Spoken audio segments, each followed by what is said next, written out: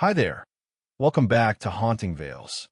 Tonight, we delve into the tragic elegance of the ashes of Lady Blackwell, a grand estate haunted by grief, betrayal, and a secret that even fire could not consume. Lady Blackwell's funeral pyre should have silenced every whisper. Yet echoes remain in charred walls and dust-laden corridors. When Hercule Poirot stepped into that house, he didn't just see ashes. He saw retribution waiting to be lit. Every shadow hides a fragment of the past. Every flame has a memory. And one flicker can reveal a killer. Don't forget to like, share, and subscribe to Haunting Vales for mysteries that linger long after the last ember fades. Chapter 1. The Manor on the Hill. The carriage rolled through the mist like a black thought moving through a dream. The road curved and rose, lined with trees that bent inward as if whispering to each other. Beyond them, at the top of the hill, stood the house, Blackwell Manor. Old stone, heavy shutters, a roof that sagged like a tired sigh. A place that had seen too many winters. Poirot sat inside the carriage, his hands neatly folded on his cane. His gaze never left the distant shape of the manor. He had seen grander homes, lighter homes, homes that welcomed visitors. But this one watched him approach. He did not speak until the driver stopped before the iron gates. They were open, waiting. He stepped out. The gravel crunched underfoot. The air smelled of rain and smoke. Somewhere in the distance, a crow cawed, then silence again. Poirot adjusted his hat and looked up. A single window on the top floor burned with light. All others were dark. Lady Blackwell, he murmured, or what remains of her. Inside, the entrance hall stretched wide and cold. A servant, tall and pale, appeared almost soundlessly. "Mr. Poirot," the man said quietly. "We've been expecting you." The detective nodded. He removed his gloves slowly, carefully, as though time itself had slowed down to watch him. The letter said it was urgent. The servant bowed his head. "Yes, sir. Lady Blackwell passed a fortnight ago. Her ashes were kept in the family vault. This morning, they were gone." Poirot's eyes lifted. "Gone. Vanished, sir. The urn is missing. Lord Blackwell insists it was taken. He asked for discretion. He doesn't wish the village to know." Poirot's brow furrowed, though his tone remained calm. "And how long has the vault been sealed?" "Since the day of her funeral." Poirot looked around the grand, echoing hall, portraits watching from the walls, the faint scent of lilies lingering like a ghost. He stepped forward. "Take me to Lord Blackwell." The drawing room was large but dim. Curtains drawn. Fire low. Lord Blackwell sat in an armchair, his face hidden in the shadows. A man once proud, now hollowed by grief. "Mr. Poirot," he said, his voice dry as paper, "my wife's ashes have been stolen, or so I am told." Poirot inclined his head. "You are not convinced?" The man's fingers tightened on his glass. "I am convinced only that I loved her, and that she left me too soon." Poirot studied him quietly. There were books stacked on the floor beside the chair, a half-empty decanter, a scent of brandy heavy in the air. "Tell me," Poirot said gently, "who had access to the vault?" "Only myself, and my daughter, and the caretaker who holds the keys to the crypt." Poirot nodded. "And this caretaker, where is he now?" "Gone missing. Since yesterday morning." The detective's eyes sharpened. "Ah, and your daughter?" A pause. Then Lord Blackwell looked toward the doorway. "She will join us shortly. She has not been herself since the funeral. None of us have." The silence grew thick. Poirot moved toward the mantelpiece. On it, a framed photograph caught his attention. A woman, elegant and smiling faintly, her eyes bright but distant. "Lady Blackwell," Poirot murmured. "She seems not one to fade quietly into death." Lord Blackwell's jaw tightened. "She was everything. Grace, strength, beauty. Yet I never truly knew her mind." Poirot turned. Perhaps she left something behind to help you understand her. Her ashes, the man said bitterly, and now even those are gone. A soft sound came from the doorway. A young woman stood there, pale as the curtains behind her. Her eyes were red, but not from tears. She looked as if sleep had forgotten her entirely. "This is my daughter," said Lord Blackwell. "Eleanor." Poirot bowed slightly. "Miss Blackwell." Her voice trembled as she spoke. "You've come about my mother." "Yes," said Poirot gently. "About what remains of her." She looked at him then, directly, deeply. "Then you should know she's not done with this house." Poirot waited, saying nothing. "She used to say," Eleanor whispered, "that if the truth was ever buried with her, she would rise again to see it found." Her father rose sharply. "That's enough, Eleanor." "She said it," the girl cried. "The night before she died." Poirot raised a hand softly. "Grief makes ghosts of us all, mademoiselle. But tell me, what truth was she speaking of?" Eleanor hesitated. Her hands trembled slightly. "She never told me. Only that something had been hidden, something that would change everything." Poirot's gaze deepened. "And you believed her?" Eleanor's lips parted. "I didn't. Not until the urn disappeared." That night, Poirot remained in the manor. The rain began just before midnight, slow, steady, patient. He walked the corridors alone, his steps echoing against marble and silence. He paused before a painting, a family portrait, Lady Blackwell seated, her hand resting on her daughter's shoulder, Lord Blackwell standing behind them. But something about the artist's brush caught his attention, a faint smudge at the corner of the painting, like a blurred shadow behind Lady Blackwell's chair.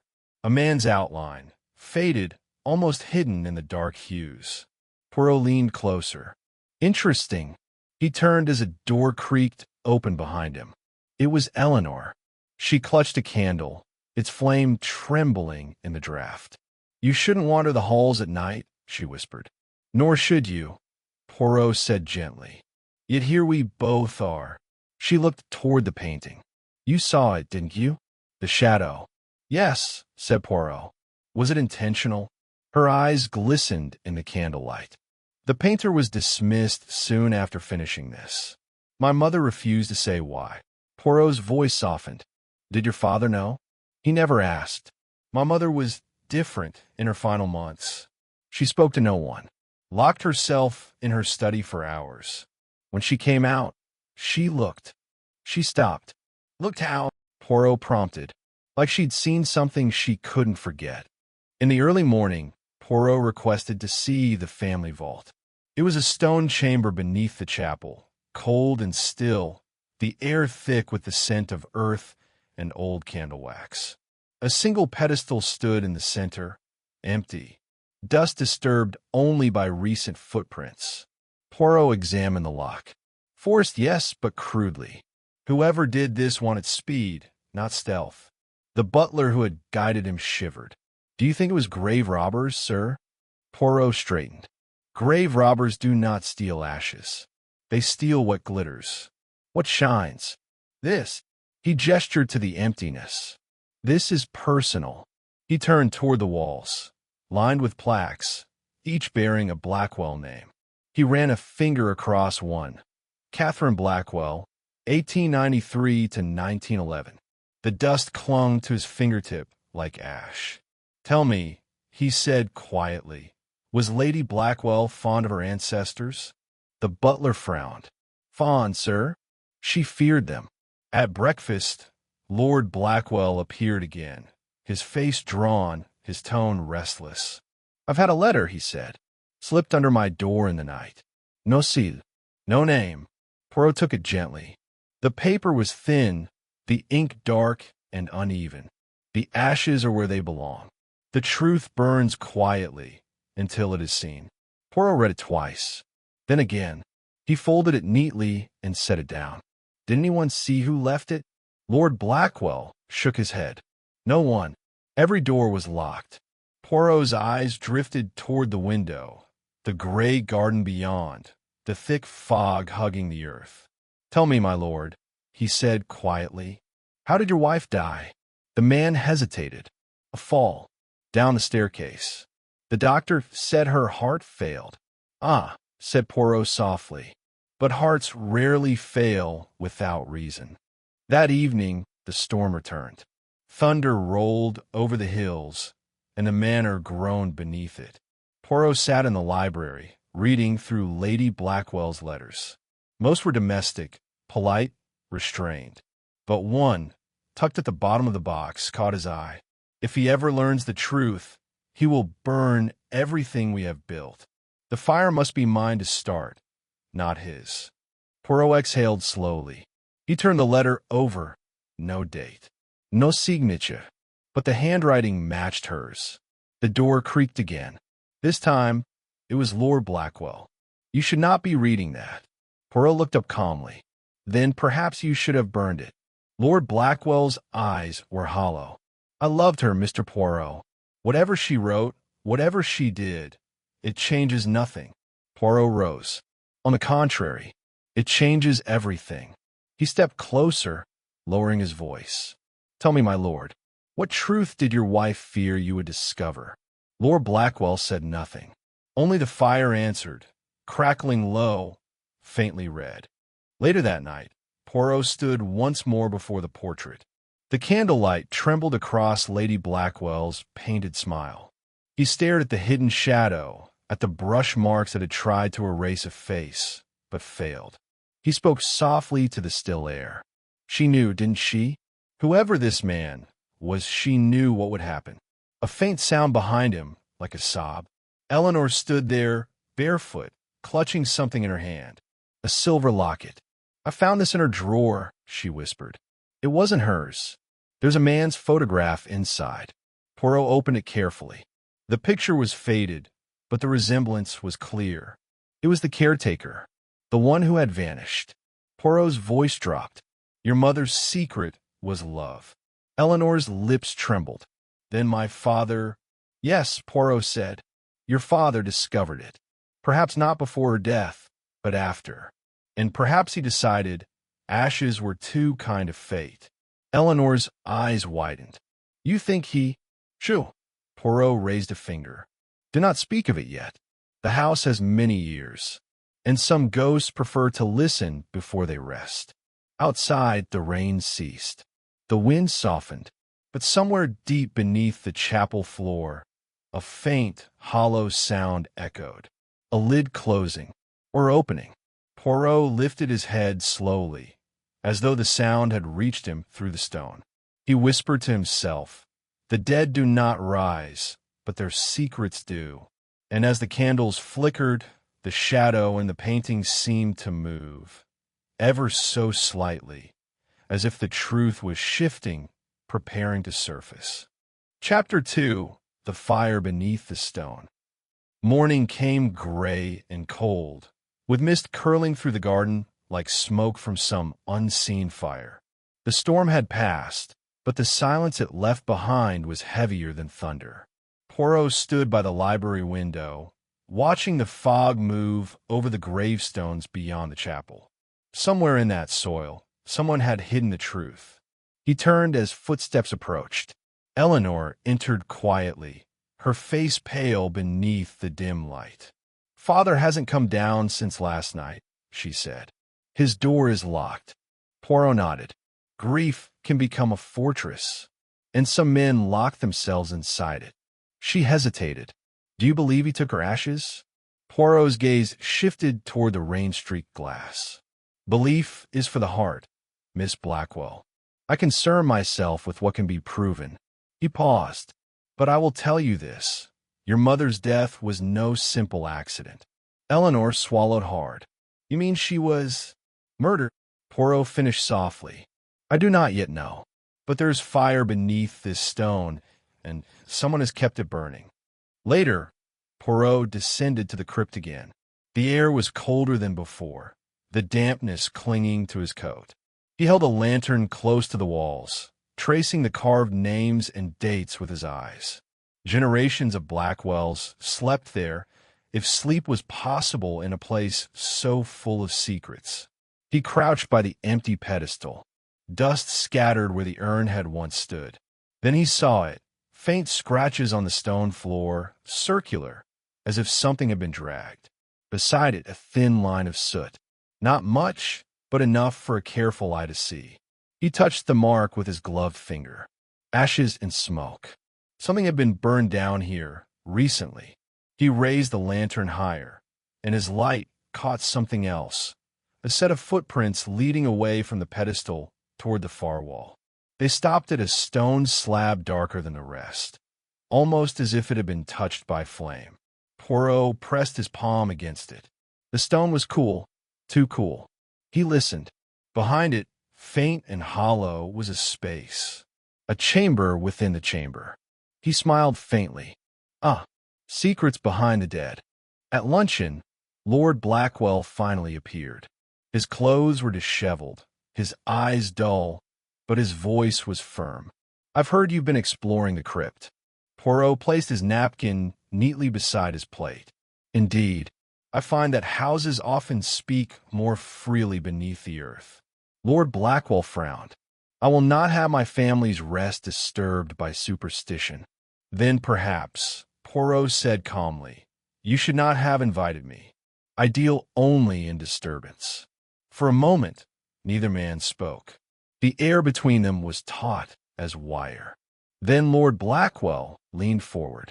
Tell me, Mr. Poirot, what do you hope to find? Poirot's gaze was steady. Whatever your wife tried to hide before she died.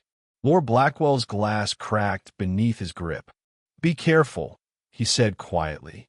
There are truths in this house that should remain buried. Poirot rose, smoothing his coat. Ah, but that is not for you to decide, my lord. The truth does not ask permission. He walked out, leaving the lord alone with his broken glass and his silence.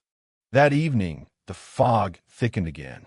Poirot asked Eleanor to meet him in the crypt, where he showed her the soot marks and the strange wall. She held her lantern close, her voice trembling. You think there's something behind it? I do, Poirot said softly, and we shall find out. He pushed gently against the stone, feeling for a hinge or catch. Nothing moved. The stone seemed solid, unbroken. Eleanor whispered, perhaps we should wait. But Poirot shook his head. No, mademoiselle. Waiting is what the guilty desire most. He knelt again, tracing the edges of the slab. At the base, half hidden by dust, his fingertips found a small iron ring, embedded deep, nearly invisible. Ah, he breathed.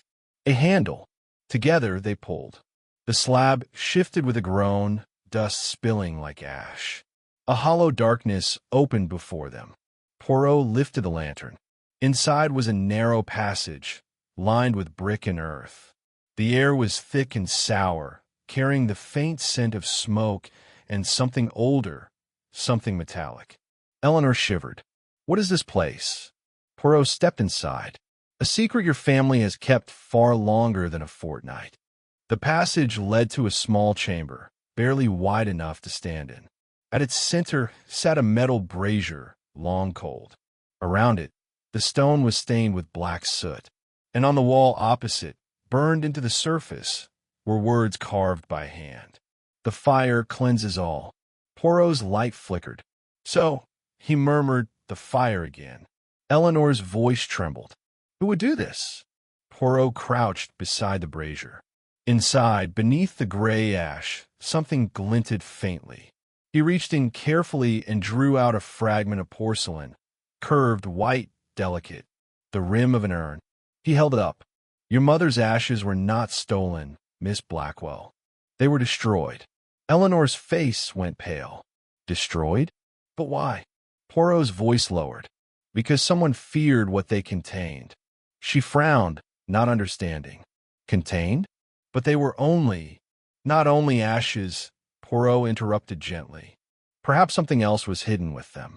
Something that was never meant to be found. He placed the shard into his pocket. The question is not who burned them, but when, and that will lead us to why. That night, Poirot requested the housekeeper's help. She was an old woman with tired eyes, who had served the family since before Eleanor was born. When he asked about Lady Blackwell's final days, her face tightened. She was frightened, sir. Locked herself in that study for hours. Wouldn't let anyone in. Then one evening, I heard her speaking to someone.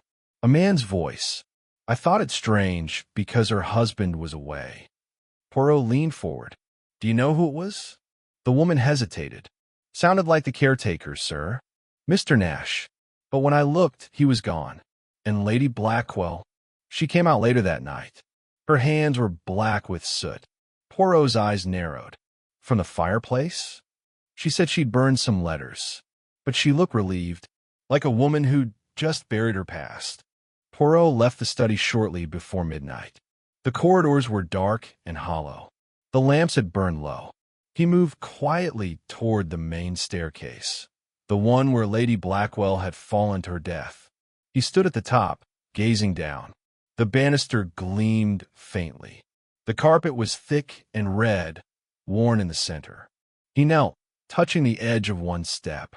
A faint depression, too deep for simple wear. He looked closer.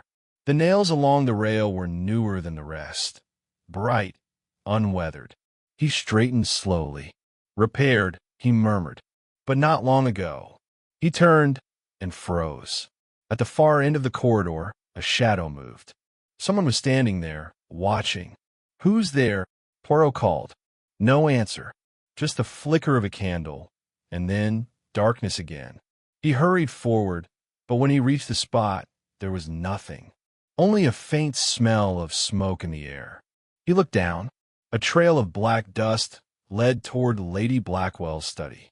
The door was unlocked. He entered, lantern raised. The room was cold, untouched. A desk covered in dust, books stacked against the walls. On the mantel stood another photograph of Lady Blackwell. This one taken years before, when she was young and unbroken by sorrow. Beside it, the same silver locket Eleanor had shown him earlier, now empty. Poirot looked closer. There was soot on the hearth. Fresh. Someone had burned something again. He stirred the ashes gently with a poker. A fragment of parchment curled at the edge, unburned enough to read. He knows. I cannot stop him now. If you find this, do not trust. The rest was gone, consumed by fire. Poirot whispered to the silent room. Do not trust whom, madam? He heard the creak of floorboards behind him. He turned sharply. Eleanor stood in the doorway, candle in hand. You shouldn't be here, she whispered. He'll hear you. Poirot's eyes narrowed. She looked terrified, her voice barely a breath. My father. He doesn't sleep anymore. I hear him walking the halls at night, talking to her as if she were still here. Poirot stepped closer.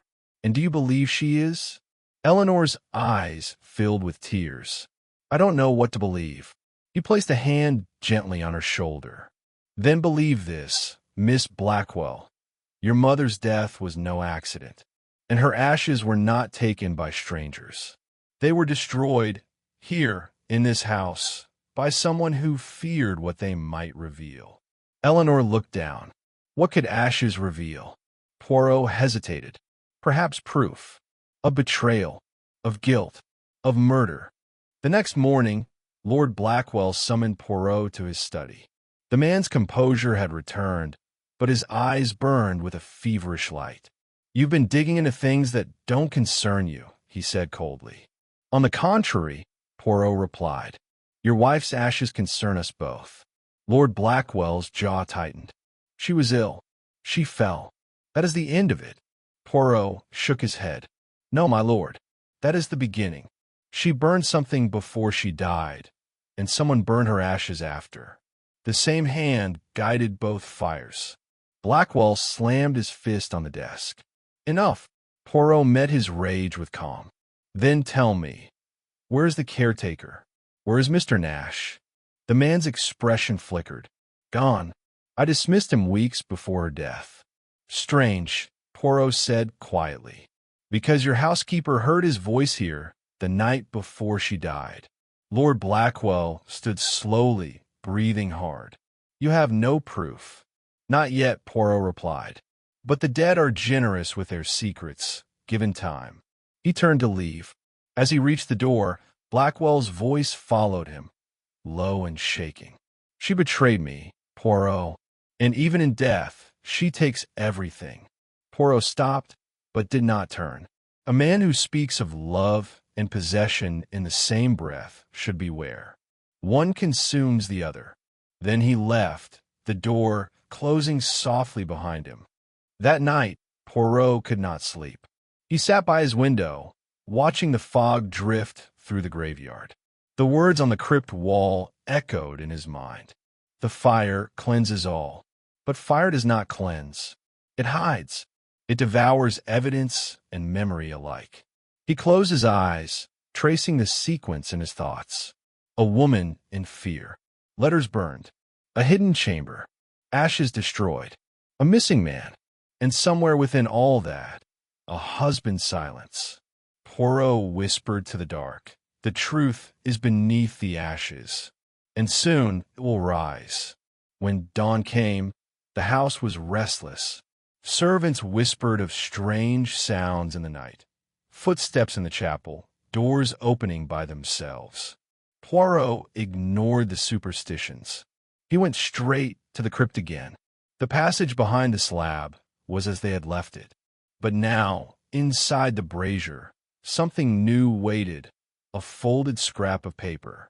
He unfolded it slowly. Stop digging. The ashes are not yours to disturb. The handwriting was Lord Blackwell's. Poirot folded the note carefully, his expression unreadable. The fire beneath the stone, he murmured, is burning faster than I thought. He turned toward the dark stairs leading upward, and somewhere above, faintly, he heard the echo of a woman's voice, or perhaps only the wind moving through the broken glass. Chapter 3. The Ghost in the Portrait. The morning after the note was found, Blackwell Manor felt colder. Even the air seemed to avoid the place, slipping past the windows instead of coming in. Poirot sat at the breakfast table, untouched tea cooling beside him. Across the room, Eleanor stared into her plate as though she feared what she might see reflected there. "Mr. Poirot," she said softly, "you believe my father wrote that note. But why would he warn you to stop?" Poirot looked up slowly. "Because a man who builds his life on secrets will destroy anyone who uncovers them, even himself." Eleanor's eyes shimmered with confusion and fear. "Do you think he killed her?" Poirot paused, his voice calm and low. "I think your mother's death was not what it appeared to be, and I think your father knows more than he dares admit." He rose, straightening his cuffs with quiet precision. "Tell me, Miss Blackwell, do you trust your father?" The question hung in the air like smoke. Eleanor hesitated, then shook her head. "No," she whispered, "not anymore." Poirot walked the corridors again that afternoon. The walls of Blackwell Manor were lined with paintings, ancestors staring down from gold frames, their eyes filled with silent judgment. But one painting drew him more than the rest, the portrait of Lady Blackwell in the drawing room. He had studied it before, but now he noticed something different. The varnish had yellowed slightly overnight, and the faint shadow that once looked like a trick of light was sharper, more distinct, the outline of a man standing behind her chair. It had darkened, as if the pigment itself was alive. Poirot stood perfectly still. The air was motionless, yet the figure seemed to deepen with every passing second, taking on shape where there should be none. Footsteps sounded behind him. Lord Blackwell entered. His voice was strained, his expression pale. "Why do you keep staring at that painting, Poirot? It's just paint on canvas." "Ah," Poirot said quietly, "but paint has memory, my lord. It remembers the truth, even when people forget." Lord Blackwell frowned. "You think this ghostly nonsense has meaning?" Poirot's eyes remained fixed on the portrait. "I think your wife left her confession here. Not in ink, but in what she chose to preserve." The Lord's jaw tightened. "Enough. You will leave that painting alone." Poirot turned to him, his tone still calm, but sharper now. You fear what it shows. I fear nothing. Then you have not looked closely, Poirot said, stepping aside. Come, my lord. Look. For a moment, Lord Blackwell hesitated. Then, almost against his will, he stepped closer. The light from the window fell across the canvas, catching the fine dust that drifted in the air. The man's shadow behind Lady Blackwell's chair was clear now. Not a trick, not a flaw. A second figure had been painted and then nearly erased. Blackwell's eyes widened. What devilry is this? Not devilry, Poirot said softly. Truth. That night, the manor trembled under another storm. Lightning flashed through the corridors, white and sharp. Poirot did not sleep. He waited, listening. He knew the guilty could never rest long when the truth pressed close. It was near midnight when he heard it. A door creaking opened down the hall. Soft steps, measured and careful. A faint scrape of metal. He rose, moving silently toward the sound. The trail led to the drawing room. The door was ajar. Candlelight flickered inside. He looked through the crack and saw Lord Blackwell standing before the portrait, a fire poker in his hand. Poirot watched as the man pressed the metal against the canvas, burning through the image, tearing away Lady Blackwell's painted face. Fire cleanses all, Lord Blackwell muttered. You say it yourself. Poirot pushed the door open fully. Even lies, my lord. Blackwell spun, eyes wide. You shouldn't be here, nor should you be destroying the dead, Poirot said. The lord's hand trembled, but his voice was low and cold. She betrayed me. She made me a fool. I will not have her ghost haunt me from the wall. Poirot took a step closer. And yet you haunt yourself. Blackwell's breath came ragged. You know nothing. Oh, but I do, Poirot said, calm and cutting. Your wife loved another man. You discovered it. You confronted her. And she fell, not from the heart, but from your hand. The room was silent except for the hiss of rain against the window. Blackwell's eyes flickered. You cannot prove it. Poirot's voice softened. Then tell me why you burned her ashes. Blackwell froze. His grip on the poker tightened. He stammered, searching for words that would not come. Poirot stepped forward, his tone steady as stone. You burned them because she hid something within the urn. A letter, perhaps, or a piece of truth too sharp to survive. And you thought that by turning her to smoke, you could erase what she knew. But ashes do not forget, my lord. They remember. The man's face twisted, torn between rage and despair. You speak as if she was innocent. No, Poirot said gently. Not innocent, but not cruel either. She wanted freedom, and you gave her the fire instead. Blackwell's shoulders sagged. I loved her. Yes, Poirot said softly. And that was your tragedy. A crash of thunder shook the windows. Eleanor appeared in the doorway, drawn by the noise. Her eyes widened as she saw the burned portrait, the ashes drifting through the air like dust. Father, she cried. What have you done? Lord Blackwell turned toward her, the poker still glowing faintly red at the tip. I did it for her, he said, his voice hollow. She was suffering. Eleanor's tears came fast. You killed her. He stepped back, shaking his head. No. I saved her from shame. She wanted to die. She begged. Stop, she screamed. Poirot placed himself between them. Enough, he said firmly. The time for lies is over. He turned to Eleanor. Leave us.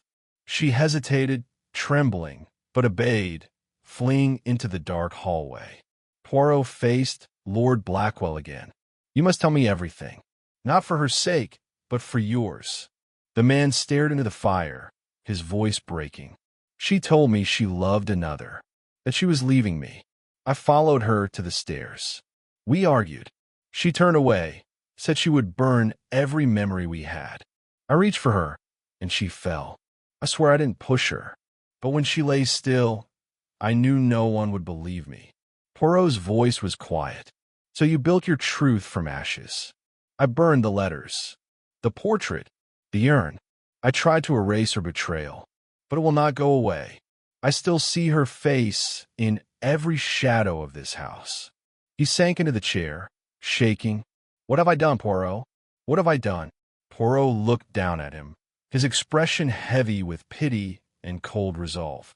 "You have burned everything you love, my lord, and yet the one thing you cannot destroy is guilt." Hours later, when the storm finally passed, Poirot found Eleanor in the chapel. She was kneeling by the empty pedestal where her mother's ashes once rested. He approached quietly, his footsteps echoing against the stone. "It is over," he said softly. She turned toward him, her eyes red but dry. He confessed. Poirot nodded. Yes, in his way. He believed love gave him the right to own her, to control her truth. But love is not possession, Miss Blackwell. It is surrender. She looked down. What will happen to him? Poirot sighed. That will be for the law to decide. But the law cannot heal him. Only truth can do that. She reached in her pocket and drew out something small, a folded scrap of paper, worn and creased. I found this in the ashes of the fireplace, she said. It's part of her handwriting. Poirot unfolded it carefully. The ink was faint but legible. If he finds this, I forgive him. But forgiveness cannot undo what the fire will take. Poirot closed the note gently. Even in death, she tried to protect him. Eleanor's voice trembled. She never stopped loving him. Poirot looked toward the ceiling, where faint light began to pierce the gray. Love, my dear, is the cruelest ghost of all. Before dawn, Poirot returned once more to the drawing room. The portrait hung half-burned on the wall.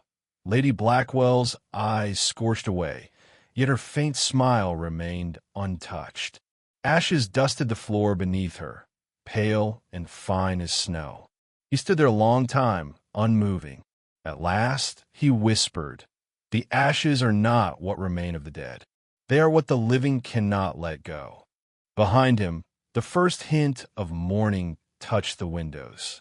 The house seemed to breathe again, slower, quieter. The curse had lifted, though sorrow still lingered like smoke after fire. Poirot turned, his cane tapping softly against the floor.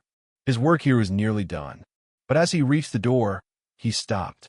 Something glimmered in the hearth, a final piece of porcelain, curved and whole, untouched by flame. He lifted it carefully, the base of the urn, and carved upon it, faint but clear, were words that had survived the burning.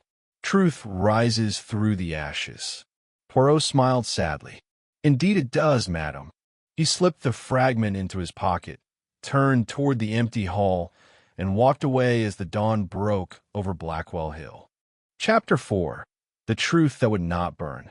The morning after the storm was strangely quiet. The sky hung low, heavy with the scent of rain and smoke. Blackwell Manor stood still, not peaceful, but emptied, like a stage after the final act has ended. Poirot moved through the corridors with deliberate calm. The staff avoided his gaze. Some had heard what happened. Others only guessed. But everyone knew that something inside the great house had broken. At the foot of the grand staircase, 2 constables waited. Lord Blackwell sat between them, pale and silent, his eyes lost somewhere beyond the present moment. His hands trembled faintly, though his voice, when he spoke, was steady. "She forgave me," he whispered. "Even after everything, she forgave me." Poirot regarded him with a still expression. "Forgiveness is not escape, my lord. It is a mirror, and one must still face what it reflects." Blackwell nodded faintly, as if hearing words from far away. "I only wanted peace." Poirot's tone softened. "Peace cannot be found in ashes." He turned away as the constables led the man out into the gray morning. The great doors closed behind them, and the sound echoed through the hall like the toll of a bell. For a long while, Poirot stood alone in that silence. Later, he found Eleanor in the west garden. The world outside was alive again. Birds calling in the wet branches, leaves dripping with dew. But she looked small against the vastness of it all, her black dress blending into the mist. I didn't think it would end like this, she said quietly. Not with pity. I thought I would hate him. Poirot stepped beside her. Hate is simple. Understanding is much harder. But it is the only path forward. Eleanor looked down at the urn fragment Poirot had found. Now cleaned, the words "truth rises through the ashes" clear against the porcelain. She wrote that. Eleanor murmured.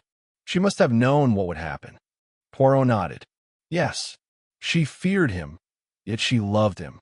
That is the cruel paradox of her story, and his. Eleanor's eyes lifted toward the gray horizon. What happens now, Mr. Poirot? He looked at her, his voice low and steady. You rebuild. Not the manor, not the name, but yourself. That evening, Poirot prepared to leave. The car waited outside the gates, its lamps glowing faintly in the mist. He stood once more in the drawing room, gazing at the half-burned portrait. The edges had crumbled, and yet Lady Blackwell's faint smile still survived, untouched by flame. He spoke softly, almost himself. Even fire cannot silence the truth. It only makes it shine brighter. He turned, expecting to go, but as he reached the doorway, a quiet voice stopped him. Mr. Poirot, Eleanor said from behind him. There's something you haven't told me, isn't there? He paused, then faced her. Yes. She stepped closer. What was in the urn besides that piece of porcelain? Poirot hesitated for a moment, then drew a small folded envelope from his pocket. It was scorched at the corners, but sealed with wax, the crest still visible. She left this for you, he said quietly. I did not wish to give it to you until you were ready. Eleanor's hands trembled as she took it. Her eyes met his. You've read it? No, Poirot said softly. It is yours alone. When she opened it, the letter unfolded like a sigh. The handwriting was delicate, faintly smudged by tears. My dearest Eleanor, if you are reading this, then I am gone, and the truth has found its way through what I try to hide. Do not let your father's darkness become your own. He loved me once, truly, and though that love turned to fear, I choose to forgive him. Not because he deserves it, but because I cannot carry the fire forever. Promise me this, that you will not let the Blackwell name end in bitterness. Let it end in peace. The fire took me, my love, but from the ashes you must rise. Eleanor's tears fell onto the paper, darkening the ink. Poirot stood in silence, letting the weight of her mother's final words settle between them. She wrote that night, Eleanor whispered. Before she died, she knew he would destroy everything. Poirot nodded. Yes, but not this. Some truths are too strong to burn. Eleanor looked at the letter once more, then carefully folded it. I'll keep it safe. For her. For both of them. Poirot smiled gently. That would please her. Outside, the wind had stilled. The first light of sunset bled across the sky, painting the manor in hues of fading gold. Poirot stepped onto the gravel path, his cane tapping softly as he walked toward the waiting car. He stopped for a moment and looked back. Through the tall windows, the light of the setting sun caught the portrait's remains. The fire scars glowed like veins of ember, and Lady Blackwell's smile seemed almost alive again. He whispered, The ashes of love are the proof it once burned bright. The driver started the engine. Poirot got in, his expression unreadable, eyes fixed on the horizon. As the car rolled down the winding road, the manor grew smaller behind him until it vanished into the fog. But in the faint distance, the chimneys still smoked, not with fire, but with the last breath of a story that had finally let go. That night, in his small London apartment, Poirot placed the porcelain fragment on his desk. The carved words gleamed faintly in the lamplight. Truth rises through the ashes. He stared at them for a long time, then opened his notebook and began to write.